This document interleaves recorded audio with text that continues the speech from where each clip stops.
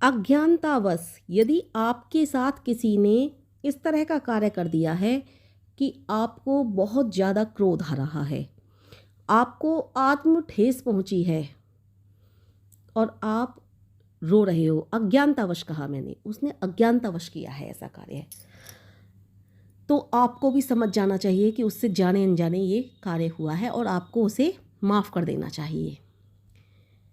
लेकिन यदि आपके वश में ही नहीं कोई इस तरह का कार्य और दूसरा जानबूझकर कर रहा है, तब भी आपको शांत होकर उस परमपिता परमेश्वर की न्याय की तरफ सोचना चाहिए। लेकिन यदि आपके वश में है, आप कर सकते हो कुछ, तो फिर आपको कदम उठाने चाहिए। जैसे श्री कृष्ण भगवान के वश में सब कुछ था, लेकिन उन्होंने फिर भी सोचा कि नहीं, इनमें युद्ध ना हो तो ही अच्छा है। उन्होंने भरपूर कोशिश की, चाहते तो वो महाभारत का युद्ध एक दिन में समाप्त कर देते, लेकिन नहीं, उन्होंने सोचा ये न्याय के संगत ना होगा। उन्होंने न्याय संगत कार्य किया। देखिए, एक कहानी सुनाती हूँ आपको। एक गीदड़ था, एक दिन वो गड्ढे में गिर गया, बहुत उछल कूद करता रहा किंतु बाहर न निकल सका। अंत में हताश होकर सोचने लगा, अब इसी गड्ढे में मेरा अंत हो जाना है। क्योंकि बहुत ज़्यादा उसने निकलने की कोशिश की, हाथ पैर पटके, कभी किसी तरह से कभी किसी तरह से, लेकिन थक चुका था वो, कतई टूटकर चूर हो चुका था, क्योंकि उसके अब वश में कुछ नहीं रहा था। तो उसने निराशा ही सोच ली, शायद अब कुछ नहीं हो सकता। तभी उसे एक बकरी मिमियाते हुए सुनाई दी। जब बकरी मिमियाते हुए आई तो उसने, वो गीदड़ तो था ही, आपको पता है गीदड़ थोड़े से कुटिल स्वभाव के होते हैं, तत्काल ही तुरंत की तुरंत उसने एक योजना बना ली और उसकी कुटिलता जाग उठी। वह बकरी से बोला, बहन बकरी, यहाँ अंदर खूब हरी भरी घास है और मीठा मीठा पानी है, आओ जी भरकर खाओ और पानी पियो। बकरी उसकी लुभावनी बातों में आ गई। बकरी ने भी सोचा, चलो ठीक है, मैं भी अच्छे से घास खाऊंगी और भरपेट पानी पीऊंगी, और वो आकर के गड्ढे में कूद गई। अब गीदड़ ने तो योजना बना ही रखी थी पहले से। उसने क्या किया कि एकदम उसकी बकरी की पीठ पर चढ़कर गड्ढे से बाहर कूद गया और हंसकर बोला, अरे तुम तो बड़ी बेवकूफ़ निकली, मेरी जगह खुद गड्ढे में मरने आ गई। तुम्हें ये अनुमान ही नहीं हुआ कि गड्ढे में घास और पानी दोनों एक साथ कैसे हो जाएंगे। अगर घास उसमें होती तो पानी के कारण सब गल गई होती, और इतने दिनों से गड्ढे में पानी था तो घास कहाँ से हुई। गड्ढे में घास और पानी दोनों एक साथ कहाँ से होगा, ये आपने सोचा ही नहीं, और गड्ढे में मरने आ गई। बकरी बड़े ही सरल भाव से बोली, गीदड़ भाई, मैं परोपकार में प्राण दे देना पुण्य समझती हूँ। मेरी उपयोगितावश तो कोई ना कोई मुझे निकाल ही लेगा, क्योंकि मैं दूध भी देती हूँ, बच्चे भी पैदा करती हूँ और उन बच्चों को और भी पालते हैं, और मैं केवल एक घास ही तो खाती हूँ। मेरी उपयोगितावश कोई ना कोई मुझे निकाल लेगा। लेकिन तुम निरुपयोगी हो, और तुम जो निरुपयोगी हो, तुम्हारा कोई उपयोग ही नहीं हो सकता, तो तुम्हें कौन निकालता इस गड्ढे से। इसलिए मेरे कारण ही तुम बाहर निकल गई, मुझे बहुत अच्छा लग रहा है, कोई बात नहीं, कम से कम मेरे कारण तुम्हारा भला तो हुआ। इस तरह से बकरी ने आत्मसंतुष्टि की। कुछ देर बाद ही वहाँ पर एक मनुष्य गुजरता हुआ दिखाई दिया और बकरी ने मिमियाना शुरू कर दिया। जैसे ही बकरी ने मिमियाना शुरू किया, उधर से जो मनुष्य जा रहा था उसने देखा, अरे बड़ी अच्छी किस्म की बकरी है ये तो। उसने तुरंत उस बकरी को उस गड्ढे में से निकाल लिया, अपने साथ ले गया, पाला, उसे अच्छी अच्छी घास फूस सब खिलाई, उसका मीठा मीठा। कुछ दिन बाद उसने बच्चे दिए बकरी ने, उसका मीठा मीठा दूध हुआ, उसने वो बच्चे भी पाले, मीठा मीठा दूध भी पिया। तो देखिए, जो परोपकारी लोग होते हैं ना, उनको भय कहीं नहीं होता। वो गड्ढे में गिर चुकी थी, लेकिन उसने फिर भी उस भय की भावना को त्यागा कि नहीं, मुझे कोई भय नहीं है।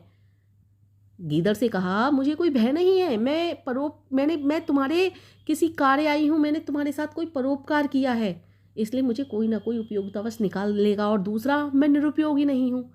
इसलिए सबसे पहली बात तो आप निरुपयोगी नहीं होने चाहिए। आपको कोई भी सामने वाला व्यक्ति ऐसा ना सोचे ये तो निरर्थक है, बेकार है।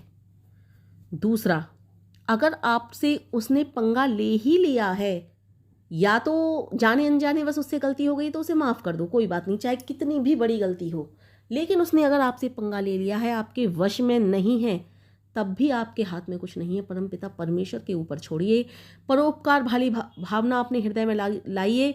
उसका बुरा सोचने से भी आपका कुछ नहीं होगा, क्योंकि बुरा सोचने से आप अपने कर्म खराब कर रहे हो, अपनी मति खराब कर रहे हो, अपने आप को संकट में डाल रहे हो। आगे आने वाले संकटों का आप भांप भी नहीं सकते। यदि आपके वश में है उसी समय तो आप उसको बिना उत्तर दिए जाने मत दो, और आपके वश में नहीं तो अपने दिमाग में कम से कम उसके बुरे की भावना का ख्याल भी मत लाना। बस परमपिता परमेश्वर के ऊपर छोड़ देना है, वो भी परमपिता परमेश्वर के ऊपर बस इतना कहकर छोड़ना, हे ईश्वर तू जाने, तेरा काम जाने, बस, क्योंकि मुझे पता है तू न्याय करने वाला है। बस इतना कहना, बुरे की भावना मत लाना कि इसके साथ ऐसा हो वैसा हो गलत हो, क्योंकि अगर तुमने बुरे की भावना उसके साथ लाई तो कहीं ना कहीं तुम्हारा भी बुरा होगा।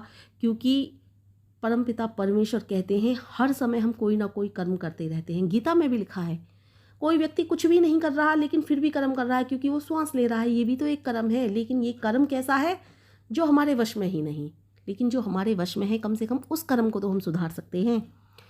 इसलिए किसी का कभी बुरा मत सोचो। जो तोकू कांटे बोवे वाकू बोतू फूल, तोकू फूलन के फूल हैं औरन कू त्रिशूल।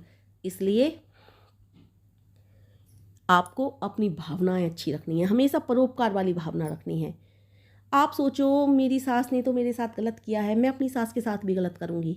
नहीं भाई, आपका फ़र्ज़ ये है कि वो तुम्हारे बुज़ुर्ग हैं, उनसे कोई गलती हो जाती है तो उन्हें माफ़ कर दो। वो तुम्हारे बुजुर्ग हैं और उनको दुख देना कभी स्वप्न में भी मत सोचना, क्योंकि कल को तुम भी बुजुर्ग होगे। हो सकता है तुमसे भी शायद अपने बच्चों के साथ कोई गलती हो जाए, तो फिर तुम्हारे साथ तुम्हारे बच्चे भी गलत सोचेंगे, गलत करेंगे। उनसे वो पहली बात तो बुजुर्ग जो व्यक्ति होते हैं वो अपने बच्चों के साथ कभी गलत नहीं करते, लेकिन जाने अनजाने उनसे कोई गलती हो जाती है। कभी कभी होता है बहुत सी सासों को बहुएं पसंद नहीं आती, लेकिन वो फिर उनके साथ गलत करती हैं। लेकिन तुम बदले की भावना कभी मत रखना। कुछ बहुएं ऐसी होती हैं, मैं सासों के लिए भी कह रही हूँ, जो गलत करती हैं सासों के साथ, तो सास से भी कह रही हूँ तुम बदले की भावना कभी मत रखना। अपने आपके इस कर्म जन्म में तो आपको इस तरह का फल मिला है, न जाने कैसे कर्म किए कि आपको बहू इतनी गलत आ गई। दूसरे जन्म को क्यों बिगाड़ रही हो उसके साथ गलत करके कुछ।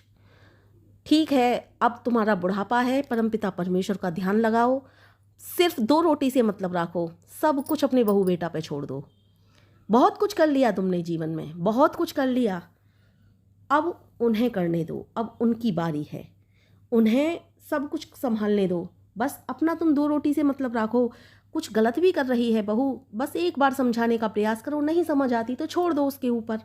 लड़ाई में, झगड़े में, या फिर अपने मन मुटाव में, या उसको गलत तरीके से कोसने में कुछ नहीं रखा। इसलिए गलत भावना, चाहे वो बहू हो, चाहे सास हो, चाहे बेटी हो, चाहे बेटा हो, चाहे पति हो, चाहे ससुर हो, कोई भी हो, किसी के भी मन में किसी प्रकार की गलत भावना कभी नहीं आनी चाहिए। क्योंकि परोपकारी को मैंने पहले ही कहा, कहीं भी भय नहीं होता। अगले जन्म में भी भय नहीं, पिछले जन्म में भी भय नहीं, और इस जन्म में भी भय नहीं। बस कर्म सुधारो, परोपकार की भावना